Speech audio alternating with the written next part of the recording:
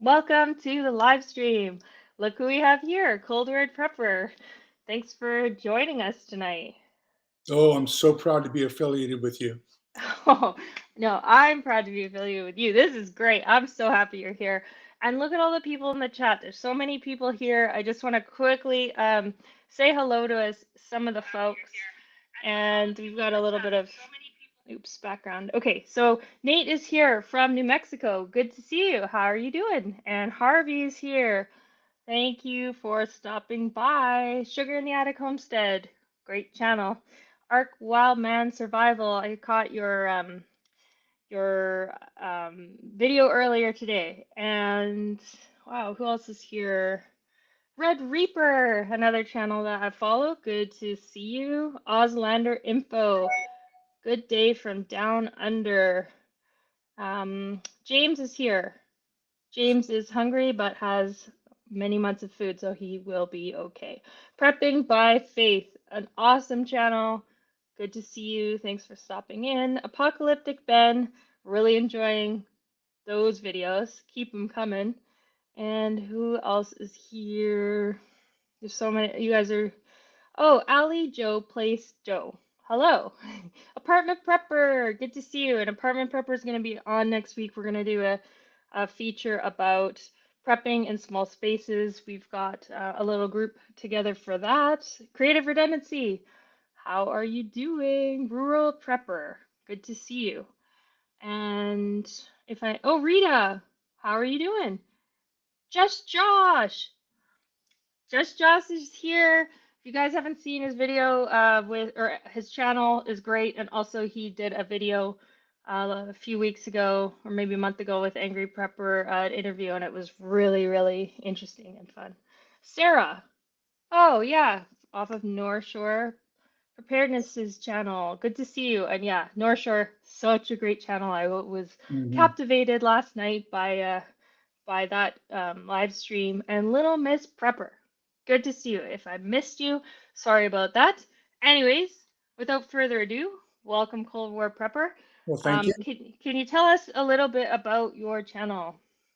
Well, I started actually a long time ago, and so if you look at my name, Leroy Engel, there's one or two prepping videos there from 9, 10 years ago when I first got onto YouTube. Then I had a company that, well, I started in 2001. It was called um, Prepper Center of America, and that went fairly well. And then I transferred that over to Facebook, and so I was doing most of my stuff on Facebook. I just don't want to scare people away with them having to look at my face. So I figured it was a far better thing to do it written than video. And so so I've just recently ventured into doing a little bit more video. I probably need to do a little bit more uh, on a normal basis than a haphazard basis like I have been. But yeah, it's been a nice little ride for the last 21 years as far as social media and websites and everything, and being able to get the word out. Mhm. So, can you tell us a little bit about your journey to become a prepper or survivalist? Sure. Well, and it's gone through phases where Let's both of start those at the terms have beginning. been appropriate. So back in 1962, in the latter portion of 1962, I was a young, impressionable 11-year-old kid, sixth grade, and my next door neighbor was the civil defense warden for the block. And he built a cinder block fallout shelter in his backyard. And so I would go over and help him build the cinder block shelter, and he would give me all the civil defense brochures. And then he gave me a little package of the lifeboat rations, which is basically all we had at that time for shelter survival. And so I started reading up on fallout shelters and the impending nuclear holocaust and everything else as we saw it in 1962. And that's what got me into prepping. And so I've always had that little bit of a nuclear exchange type of preeminence. I'm probably the only prepper you're going to encounter who has a Geiger counter in his everyday carry bag. In your everyday carry bag. Wow. Yeah, and Is it, I was gonna say, can you reach it right now? Like, is it yeah, that close yeah. to your butt? Oh. So this is my everyday carry bag. It's actually a grocery shopping bag. I like Okay, it. and that way, see, it's no, this is Frost Bank. I'm sorry, my grocery shopping bag kind of went haywire. But in my EDC bag, you see, I have a little Geiger counter and first aid kit and everything else. And so I'm one of those weird ones that when I go out, that goes with me, and I'll have a Geiger counter with me no matter where I go. That's incredible. And then we have a real neat place. It's potassium iodide for you, Ki, the number 4, and then the letter U. So it's a fantastic site. He sells Geiger counters and radiation detectors and personal dosimeters. And then he has personal radioactive alarms that you can wear around your neck. I think they're $165 now, good for 10 years. But yeah, so I get all my stuff through Ki for you. And is there a link to that over on your, somewhere in your No, but channel? I'll put that out. Mm-hmm. It's always good to know where to go for this stuff. Oh yeah. So then I stayed in that realm until I got drafted in 1971. It's the only lottery I've ever won in my life. I keep buying all these tickets, and I got the only lottery I've ever won. I didn't have to buy a ticket for, but I was number 3. My birthday was number 3, and so I went down to the local recruiter, and I showed him the letter, and I said, "Is this what I think it is?" And he says, "Yeah." "What do you think it is?" And I said, "I think I'm being called to active duty." He says, "Yeah, that's it." And I said, "Well, what are my options?" He says, "Have you opened the letter yet?" And I said, "No." He said, "Come back tomorrow and we'll give you some tests. We'll give you some options." So went back and did a whole day's worth of tests the next day. He says, "Come back tomorrow. We'll have a couple options for you." So the first option was they had this guy in this silver. If you watch the guys, the firefighters on the airports, and they have these big silver suits and the helmet and everything else, they got this guy in this silver suit, and he's bent over a 55-gallon oil drum. And the oil drum blows up, and this guy goes about 15 feet through the air and lands on his back, takes off his helmet, and says, "You too can be explosive ordnance disposal or bomb squad." And I said, I would prefer to have a job where I'm allowed to make at least one mistake during my career. And so I said, "I don't know what the other options are, but let's take a look at them." So this guy comes in civilian clothes, and he says, "We'll take you." And I said, "What will I do?" He says, "Can't tell you." And I said, "Okay, what can you tell me?" He says, "Well, you go to a year of language school first." I said, "Okay." And then you go to a year of technical school, advanced individual training in the Army. And I said, "Okay." He got a 4-year commitment. And I said, "Okay." He said, "There's none of us in Vietnam." I said, "Where's the paper? I'll sign it." So I went off to Indonesian language school, and then I went to a year of code breaking school, and then I went to work for NSA. Code breaking school sounds really hardcore. I am going to give. I just did a video on communications and the importance of having planned communications within your group and within your community and everything else. And so in there, I gave a very rudimentary explanation of codes. So the difference between a code and a cipher is a code is a variable component for a variable component. So I could say blue, and blue might mean we're going to go eat. And then if I say green, green means we're going to go to the bathroom. So you have variable sizes having variable sizes, whereas a cipher system always has a constant one-for-one exchange. So an A becomes an I, or an I becomes a T, or whatever. So that's the difference between a code and a cipher. But I'm going to put out, as soon as I learn halfway as good as you do on doing videos, and another one that just does a superior job as far as putting out fantastic videos is Prepping by Faith. Oh, I know. She is going to teach me how she does all that marvelous technological stuff.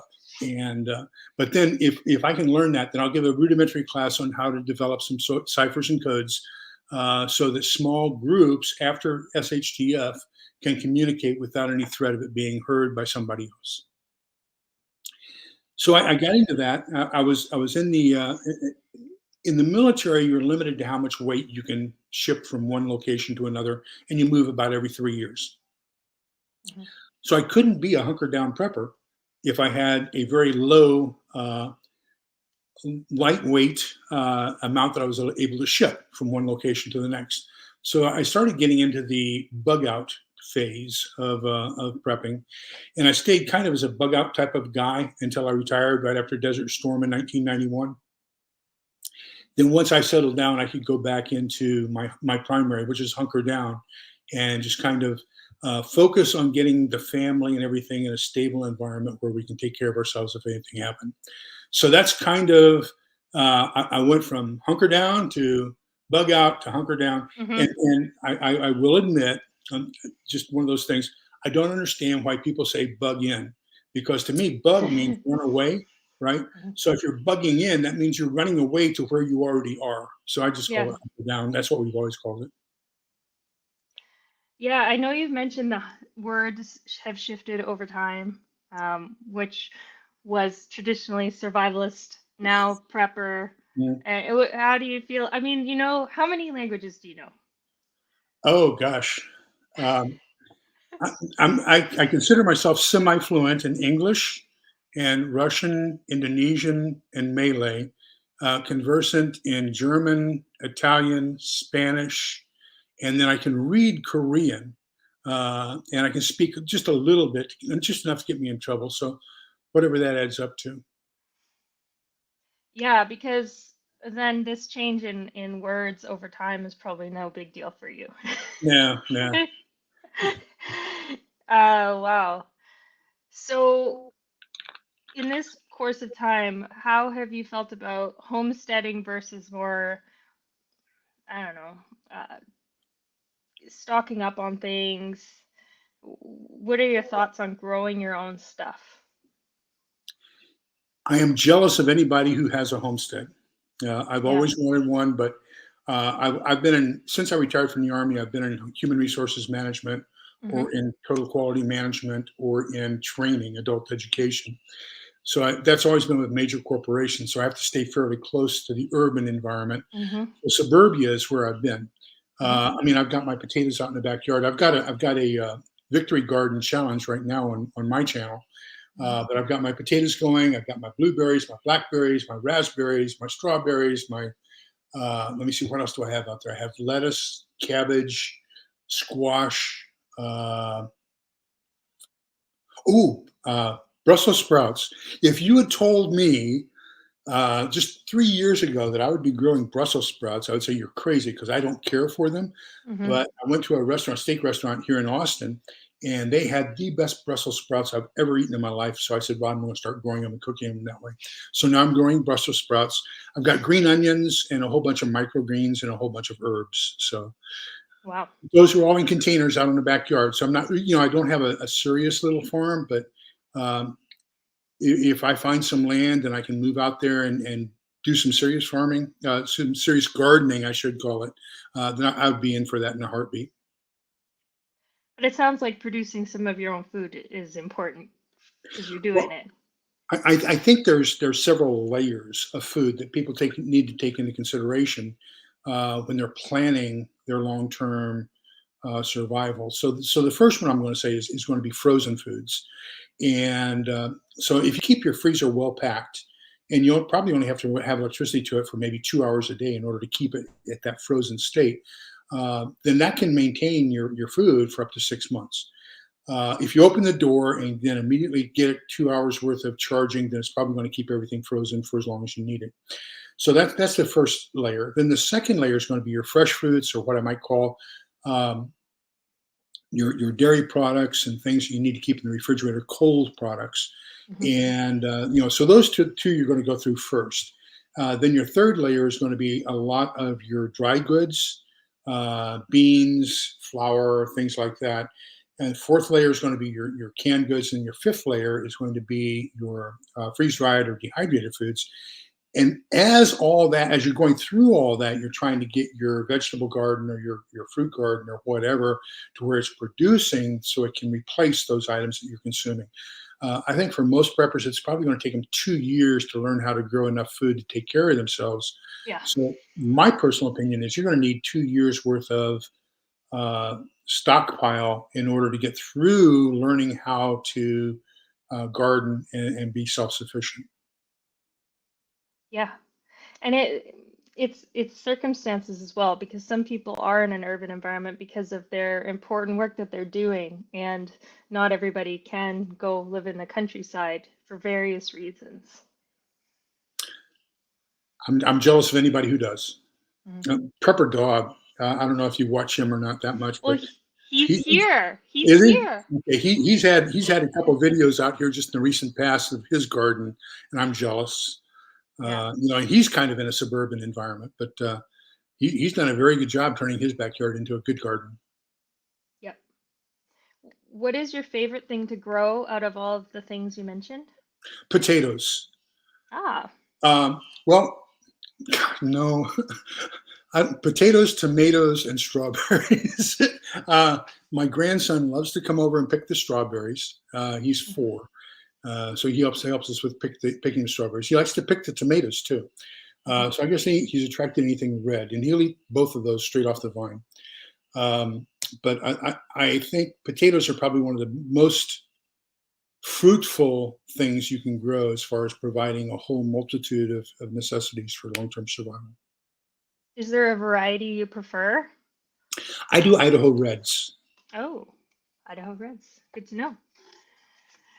Great. Well, and then I wanted to ask you, because I know we're gonna do a bunch of question answer. So that once those start, I won't be able to get mine in. So, how much is physical fitness important to you over the course of all these years of survivalism slash preparedness?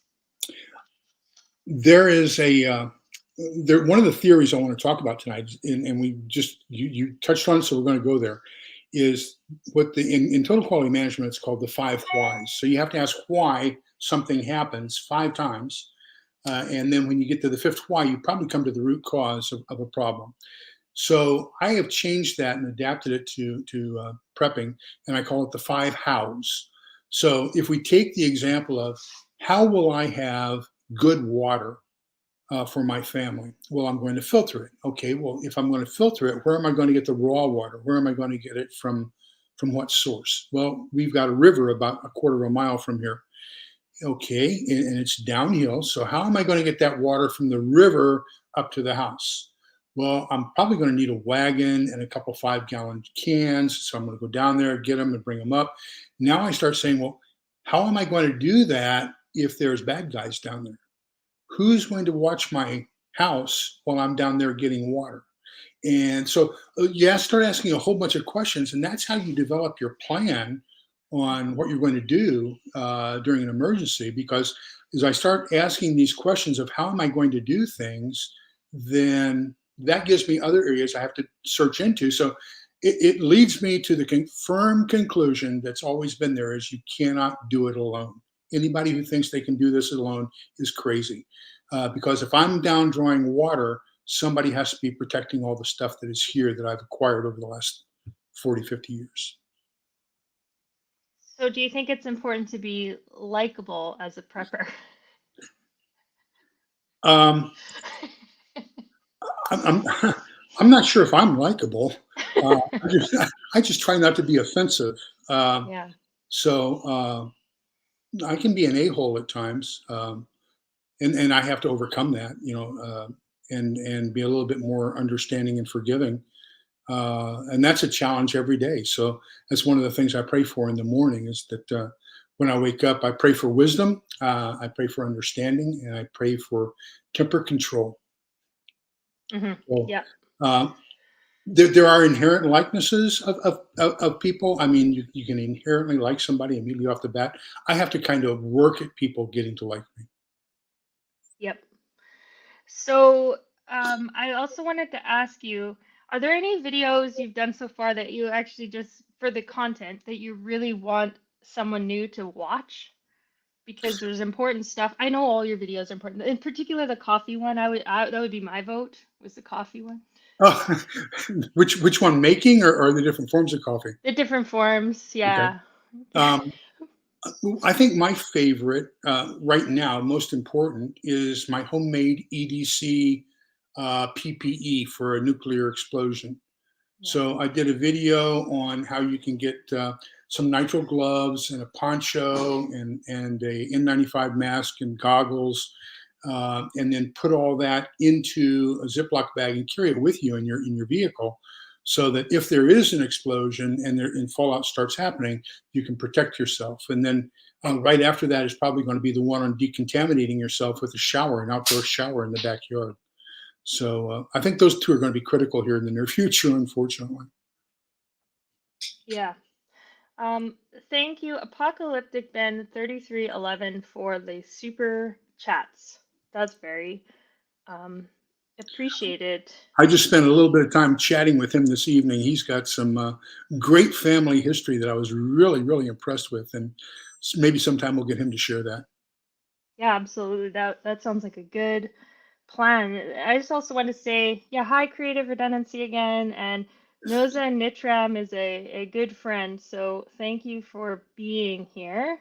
Prepper Dog in the house, and Uncle Al is here as well. Northern Girl Hobbies, and Gray Man Prepping, Mountain Grandma, another great channel. Kill It and Grill It. Always enjoy chatting with you, Kill It. Vanessa Kitty is here.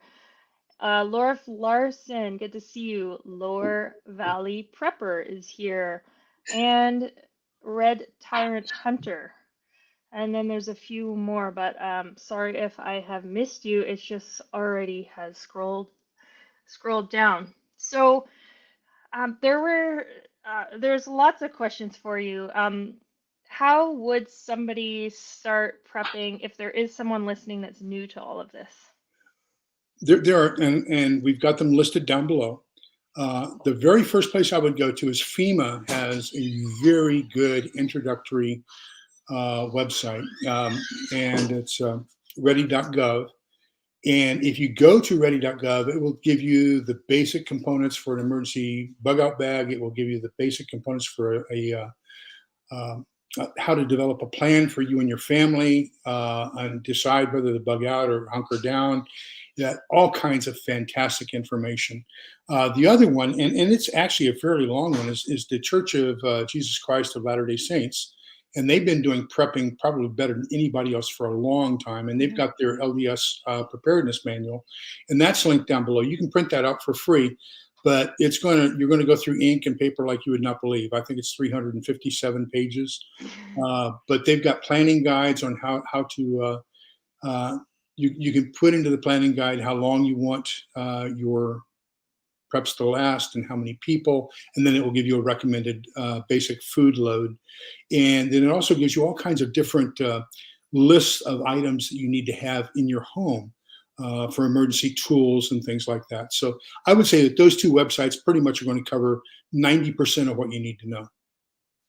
And you were very proactive and sent those over. So if anyone is new and listening, they are underneath in the description box. Is it too late to start? No.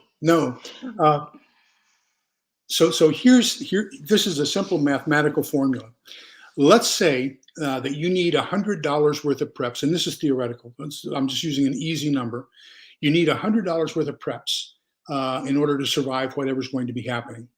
Now, if you know you have 100 months before the event's going to happen, then you only have to spend $1 a month and to get to that $100 worth of preps at the end when you're going to use them. If you think that the event is 50 months away, then you only have to spend $2 a month. But if you think that the event's going to be day after tomorrow, then the bad thing is you're going to have to spend all $100 in the next 2 days in order to get what you need to survive. So the question becomes one of how much you're going to have available to you. And I'm going to say you probably want to do 60% learning, skills, knowledge, experience, and 40% things. So if you haven't used a knife and a fire steel to start a fire, that's something you need to know before it's wet, damp, and windy and you can't get it done. If you've never put on a bandage, or you haven't used a triangular bandage to basically splint an ankle or something like that, now is the time to learn that, because knowing that before you need it is really, really critical. So I'm going to say 60%'s got to be knowledge and 40% things. 100% agree with you on that. and there can be skill parties, right? People can get together and practice scenarios. And that's what you do in any workplace that you go to that anything bad can happen, you do that exact thing. So why don't we do it at home too? And I'm sure a lot of people do. And check your local community. FEMA has sponsored in almost every community has the opportunity to do it. Something called Cert, and that's CERT. It's the Community Emergency Response Team. So we have three of them here in our county, and I'm active in all three. And they have their different trainings. So one of the best trainings I've ever had was a 3-hour stop the bleed, and they brought mannequins in, and the mannequins had actual arteries, felt like arteries, pumped the same amount of blood and everything else, so that you could stick your finger in it and actually do the learning on how to stop the bleed. Just fantastic training. So go check and see, does your local emergency management authority have a CERT team, CERT, Community Emergency Response Team? Great training.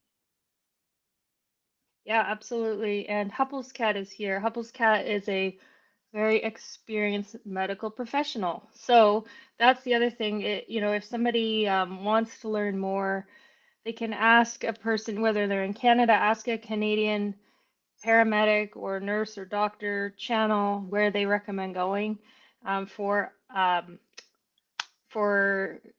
recommendations. I went through the Paramedic Academy, the Justice Institute Paramedic Academy here, and I know the process in Canada. If anybody wants to know, a lot of it you can build on your skills from one to the next. So just ask, and people want to share, because that's the thing. It's the skills, because you can make do a little bit. And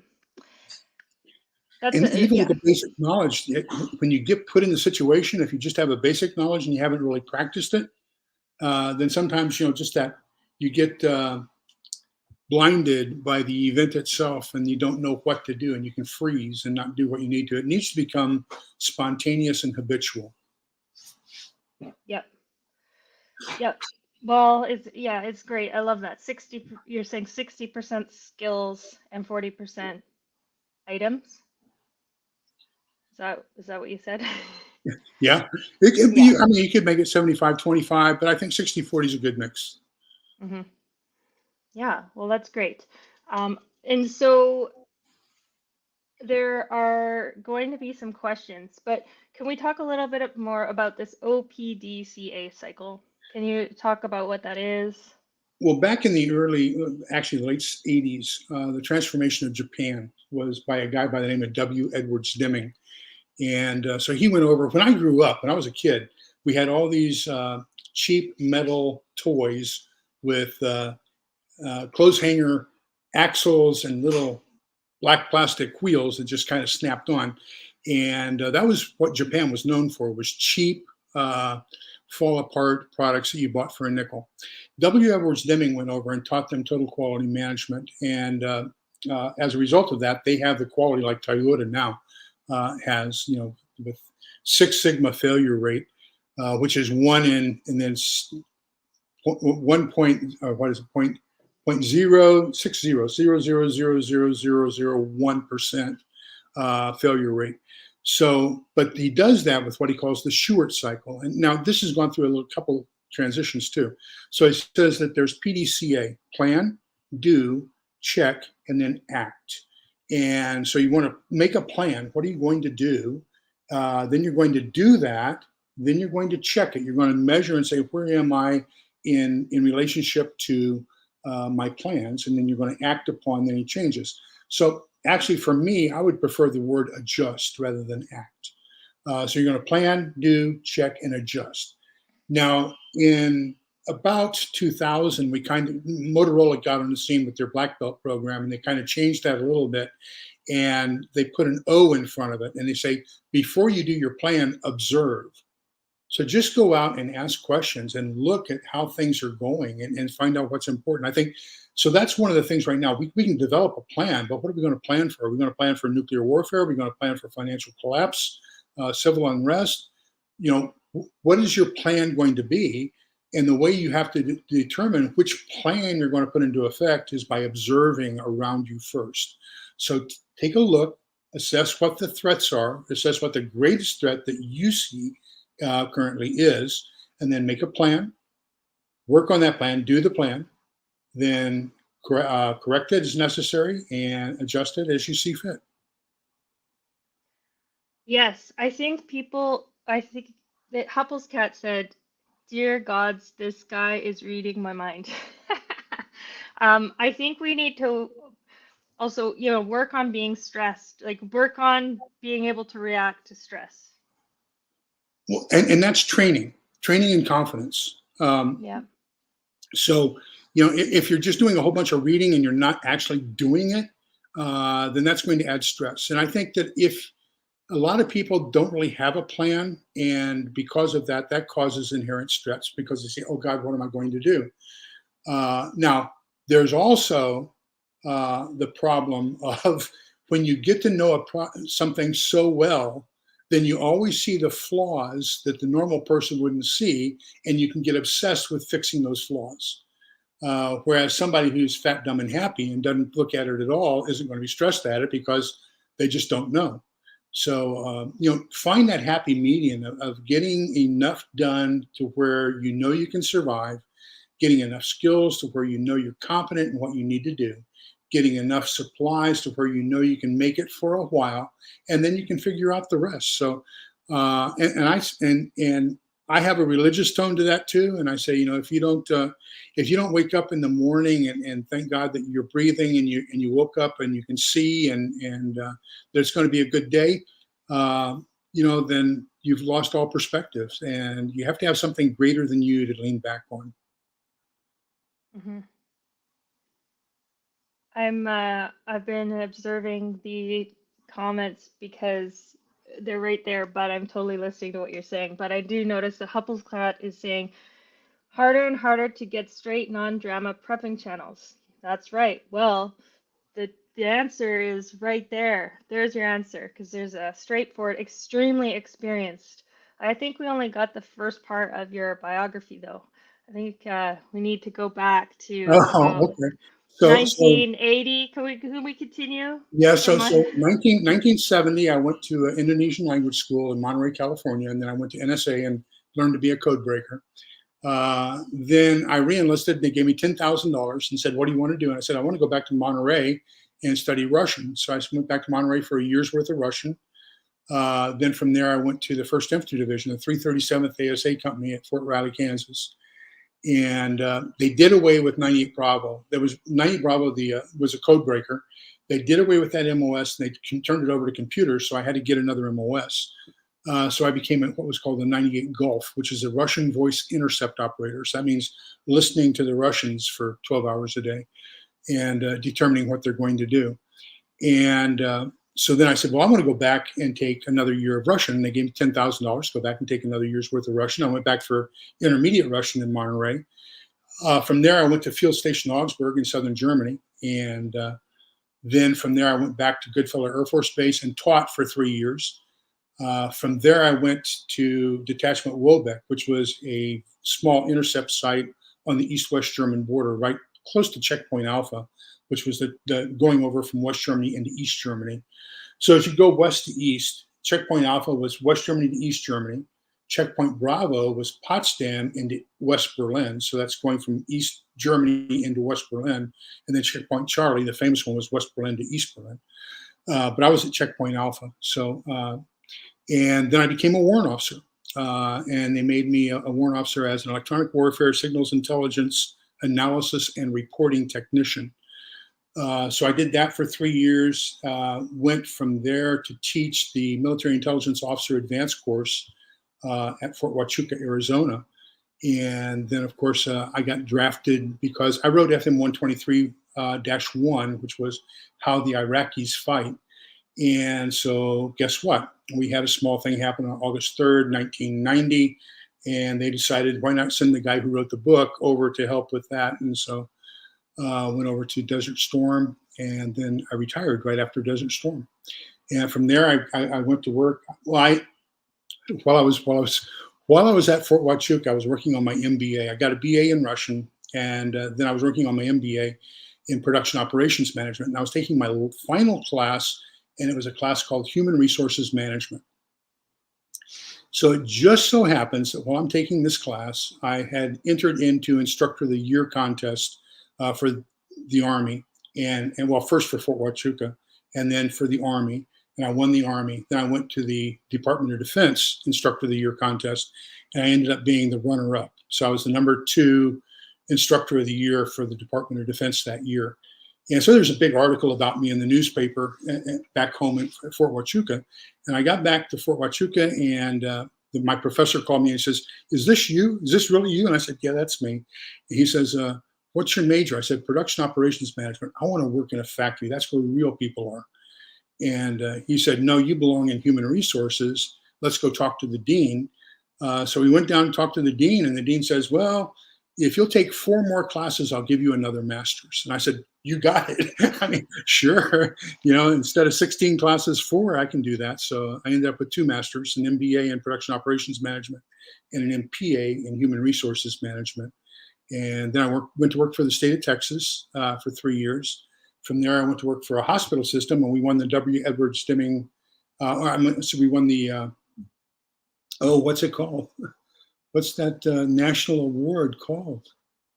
It's a National Quality Award. Anyhow, we won the National Quality Award. And then from there, I went to Dell Computers. And Dell liked the fact that I spoke Indonesian, so they sent me over to Malaysia to open up all their factories in Penang and Malaysia and Indonesia and Japan and Hong Kong and everything else. And so that's where I was when I should have been defending my dissertation for my PhD. And so I didn't get to do that. That's why I'm still just an aspirant instead of a PhD. And then I left Dell and went to work for myself as a private consultant in 2001. And I did 2 things. I did human resources consulting and disaster prep consulting. And I bought a disaster response trailer, and I had a disaster response company. So I worked Hurricanes Wilma and Rita and Katrina. And so I did a lot of disaster response stuff. And just bought a store and sold it, and here I am. Wow, that's amazing. That's a really interesting story. Prepping by Faith says, "I couldn't remember half of what you do. Absolutely amazing." Yeah, Russian is hard to learn, especially at an advanced level. Hupple's Cat says, "I'm still struggling with Canadian." Yeah, that's so. Is there one skill that you know that is kind of unique, that is one of your prepper superpowers, that you could tell us about? Something neat that you're proud of, like growing potatoes, for example, is an example, but we know that one. I think probably my best prepping skill is just thinking. Hmm. Um, I just recently, I was on another channel, and they were talking an awful lot about barter. And I've gone through these phases of barter, and the way I look at it now is, if you read Selko's book about what he did in Bosnia, and if you read Furfall's books about what he did in Argentina, and then there's Venezuela Prepper and what happened there, barter is going to be very haphazard. So I started looking at it critically, and I said, okay, if I'm going to buy something intentionally to trade for something that I need, why didn't I just buy what I need? Because it's going to be pure happenstance that the person is going to have what I want or need, that I'm going to have what they want or need. We're going to enter into an agreement and exchange, when I should have just bought what I needed or wanted in the first place. And so I started, critically thinking, and I say, okay, what is the one thing? If I take a look at all these scenarios: financial risk, financial collapse, civil unrest, food shortages, thermonuclear warfare, what are the 1 or 2 things that all of them have in common that's going to be in high demand? It's going to be food and water. So why not just invest in food and water? And I'll be the guy. If you got your extra match, I've got plenty of matches. But if you got matches, you want to come trade your matches for my food. That's what people are going to be looking for: is food, water, and probably medicine.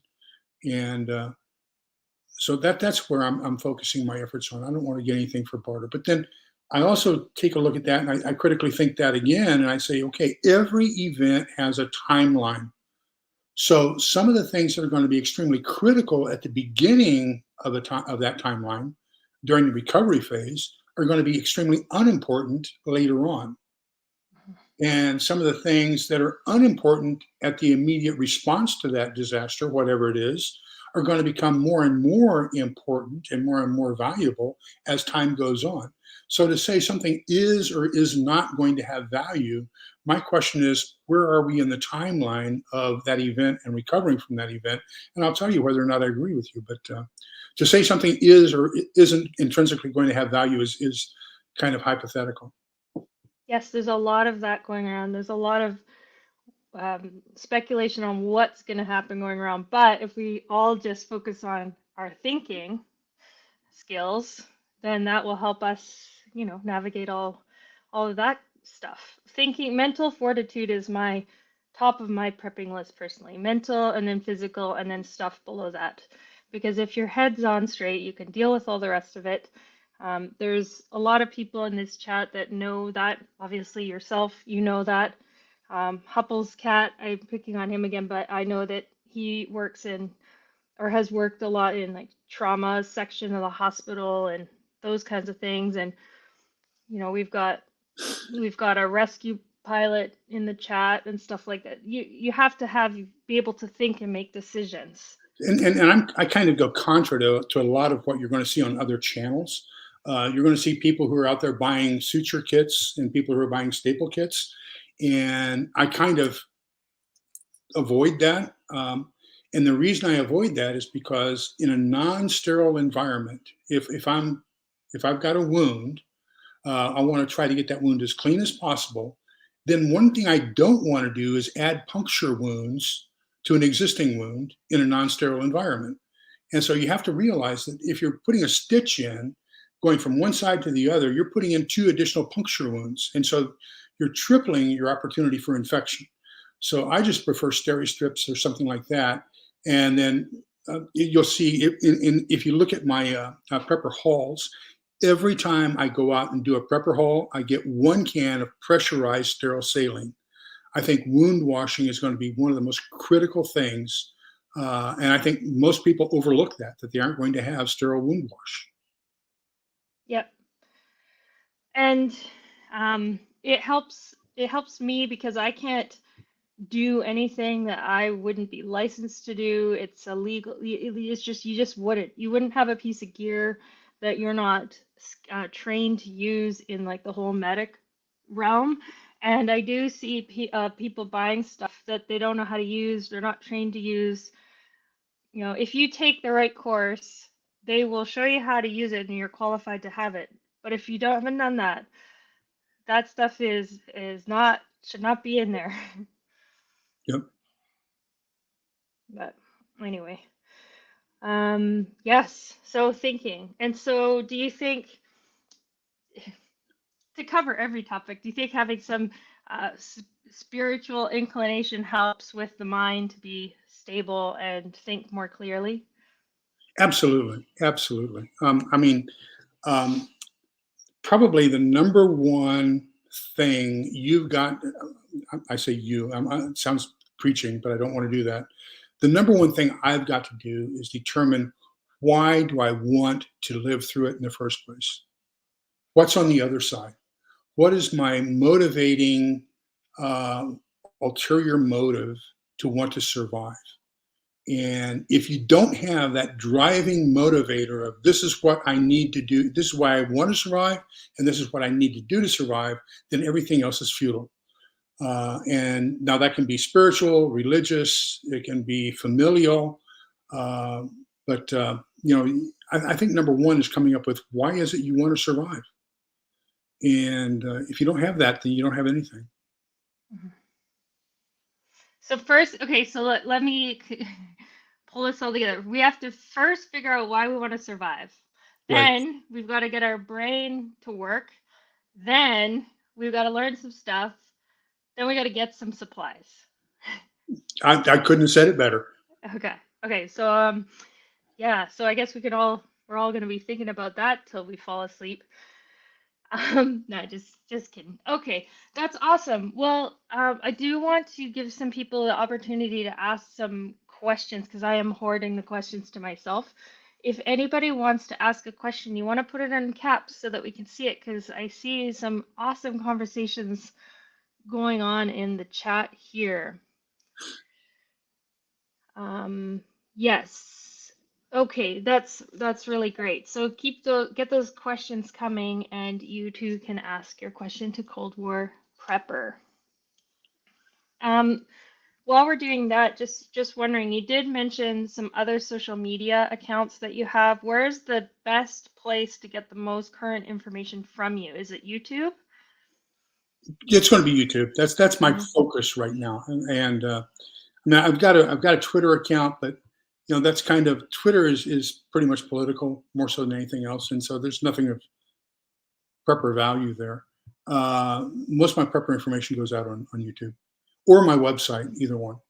But the website, I what I do is I write up what I do on YouTube and put the written form of it on the website. So Oh my gosh, really? yeah. Wow. Of course you do. Of course you do. Uncle Al is talking about prepper bias and burnout in capitals. It's not necessarily a question, but do you want to comment on prepper bias and burnout? Um, well, I can talk about prepper burnout, and I think there are people, and I've seen it. There, it depends on your, like I said, you got to have that motivating factor. If prepper burnout was that much of a factor, then I would should have burned out because I started in 1962. So we're what at the 60-year mark now. So I should have burned out about 60 years ago. Um, I think that that's because people don't have the motivation to do what they need to do. Um, So, and it's the same thing in the military. On a 3 mile run with a 50-pound backpack, you got to will yourself across that finish line. It's not going to just happen because you know you're going to be doing it. So you have to want it to happen. And now prepper bias. Uh, I'm going to take a guess at what you mean by that, and so let us know if I've got this right or not. I think that times what we do is we have a tendency to focus on a particular event, and then we have a chance. Then we take a look at that event, and we pick one particular timeline, and everything we do is for that one small period of time in that one event, and then we get everything prepped up for that. Let's take civil unrest. We say that we're going to be in a gun battle with somebody, so we focus on uh, uh, shooting skills and range skills and all this other kinds of stuff, and we forget the other stuff that's also important.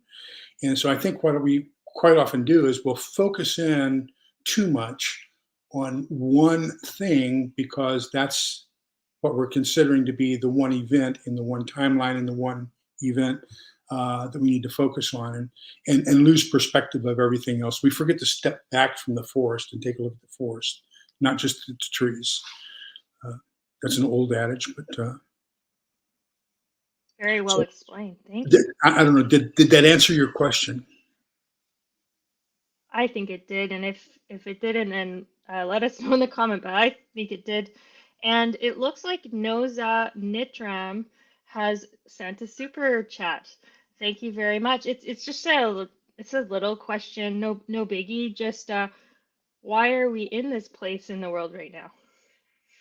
Oh, um, I attribute a lot of where we are right now to social media. Uh, we've lost the ability to be human beings, to be concerned about being polite, respectful, loving, and caring with each other. And we've also seen a decline in religious values in the United States, and I blame that on my generation. Back in the '60s, I don't know how the U.S. Supreme Court determined that saying a prayer establishes a religion. So, if you look at the Constitution and you read the Federalist Papers, the reason that the First Amendment and it says shall not establish a religion, the reason we have that there is because we didn't want the Church of England here in the States. In England, they pay 10% of their income as a tithe to the Church of England, whether they want to or not. And you are a member of the Church of England, whether you want to be or not. So we did not want that here. And that's the reason that clause is there. It doesn't mean you can't pray in public, because that's a contravention to the second part of that clause, which is nor restrict the free exercise thereof. So, if you say you can't pray in public, that's it.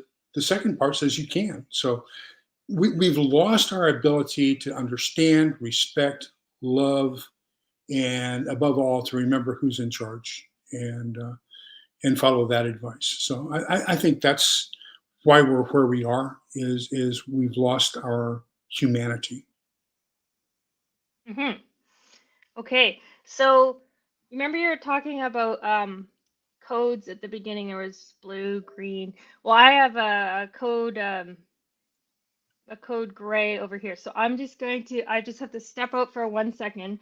Okay. But well, I'll be right back. But Lenora, good to see you, has a question. Recommendation for older rural people to start a mag. Would you mind commenting on this? And I'll be back in a Sure. flash. And Thanks. and I don't know how rural it is, but what I did, and we have a very small community here on the very outskirts of a small suburb outside of the Austin metropolitan area. And Austin's the 11th largest city in the U.S. So what I did was I got together with my neighbors and asked if we could form a neighborhood watch. And I didn't mention anything about prepping. I didn't mention anything about my ulterior motives. I just said, we've had a lot of strange things go on here in the neighborhood. And so what we might want to do is, how can we communicate with each other? How can we share what's going on? How can we be advised of suspicious activity? And we only had 4 people show up out of I think it's 123 homes here. We had 100.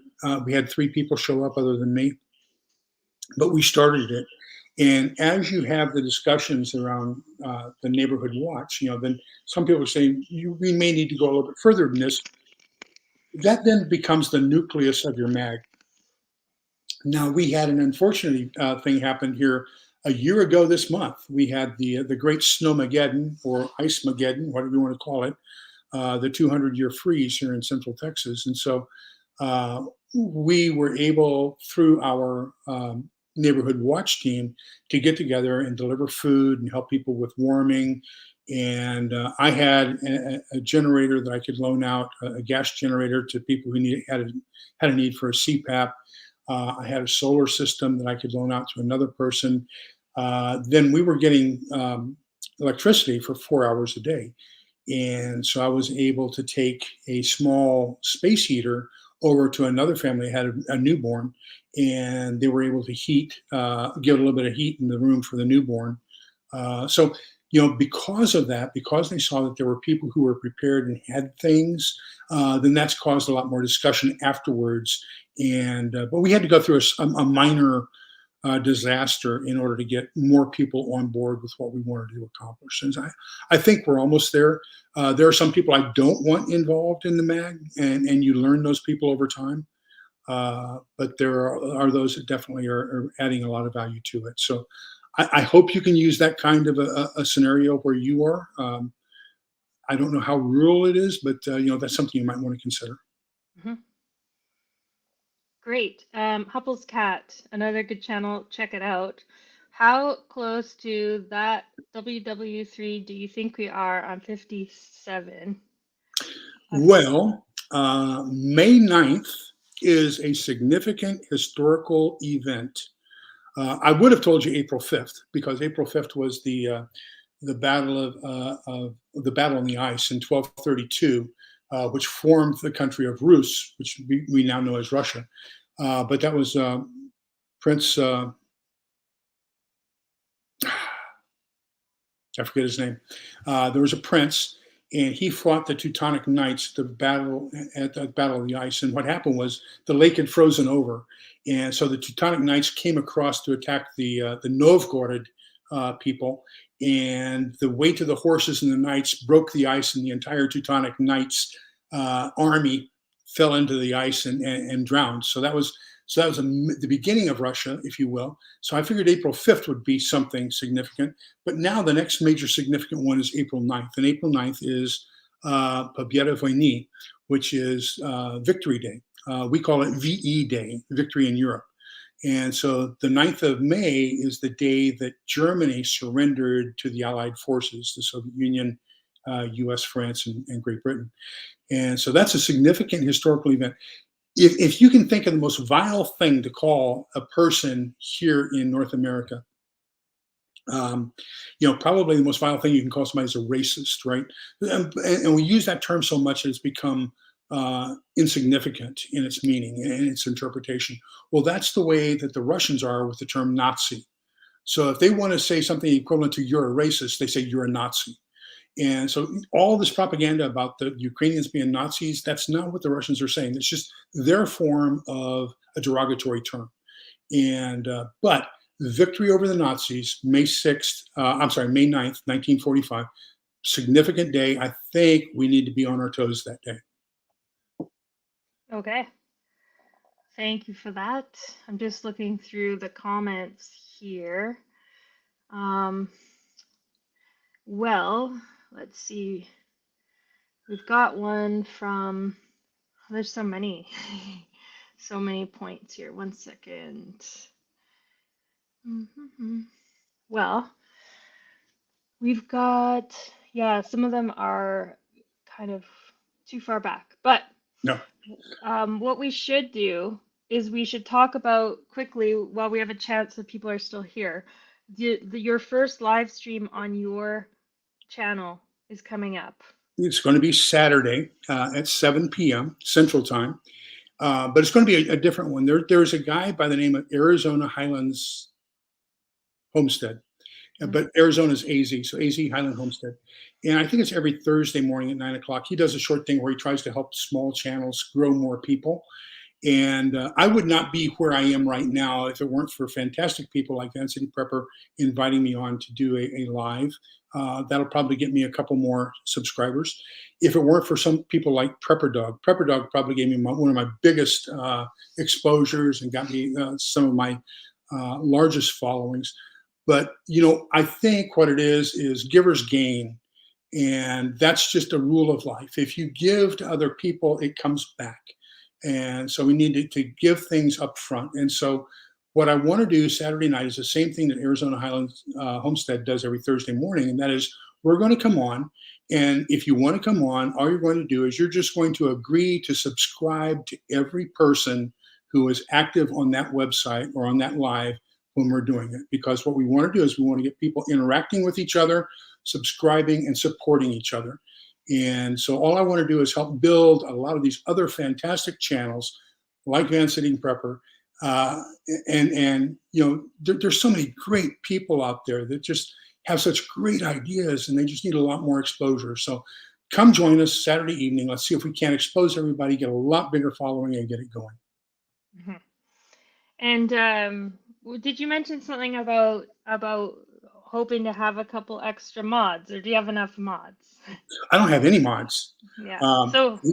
So please get on one of my videos and just comment on it. You don't have to watch it. Just comment on it that you would love to be a mod for my lives and let me know. And absolutely, you will know more about lives than I will. So I need your help. Okay, and I think I might have already signed up. So I'll try to behave myself if I become a mod on your channel. It sounds like Apartment Prepper has volunteered herself. Oh, great. So maybe Apartment Prepper, if you want to email Cold War Prepper and to help facilitate that would be good. And Apartment Prepper is on this next week at the same time. We're doing a live about prepping in small spaces.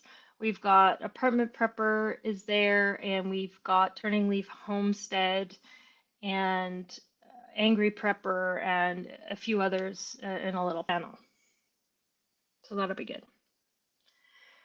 Great. Okay. Well, it does look like some people are starting to head out, and I know it's late where you are. So can people email you if they have any more Absolutely. questions? So my email is Engle, E-N-G-L-E, and that's German for angel, and it's halfway true.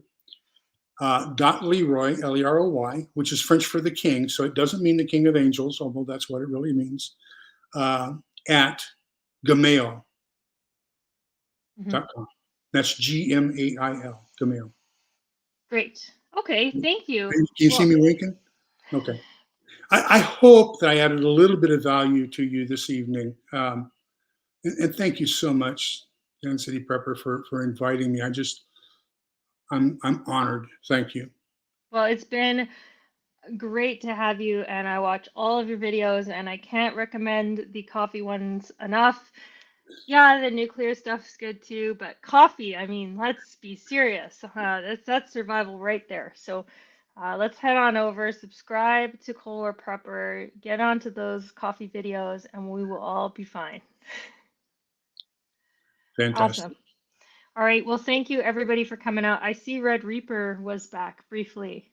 So thank you for stopping in, and thank you to the moderators and all of the people who stopped in and watched this. And if anyone's catching on the replay, thank you for your time. All right. Good night, everybody. Take care. Bye bye. Thank you.